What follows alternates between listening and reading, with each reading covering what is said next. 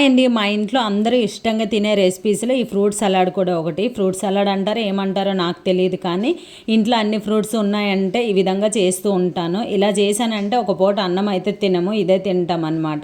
హెల్త్కి కూడా మంచిదే కదా ఫ్రూట్స్. పైగా పిల్లలు ఏదైనా ఫ్రూట్ తినకపోతే ఇందులో యాడ్ చేసేసి పెట్టేసామంటే ఇష్టంగా తింటారు.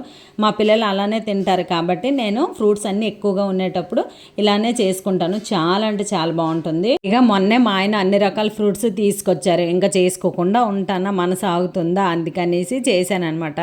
చాలా బాగుంటుంది. సగ్గుబియ్యం అయితే ఉడకపెట్టేసి ఆ వాటర్ అంతా తీసేసి సగ్గుబియ్యాన్ని ఇంకా పాలు ఈ ఫ్రూట్స్ అన్నీ వేసేసి మనకడ ఉంటే కండెన్స్డ్ మిల్క్ లేదంటే షుగర్ వేసుకొని చల్లగా తినాలంటే ఐస్ క్యూబ్స్ వేసుకోండి, లేదంటే ఒక హాఫ్ అన్ అవర్ ఫ్రిడ్జ్లో పెట్టుకున్నాం అనుకోండి హ్యాపీగా తినొచ్చు. ఎంత బాగుంటుంది. ఇంకా నేను ఆ సగ్గుబియ్యం వాటర్ కూడా పడేయనండి, కొద్దిగా షుగర్ వేసేసి అది కూడా పిల్లలకి ఇస్తాను, నేను కూడా తింటాను.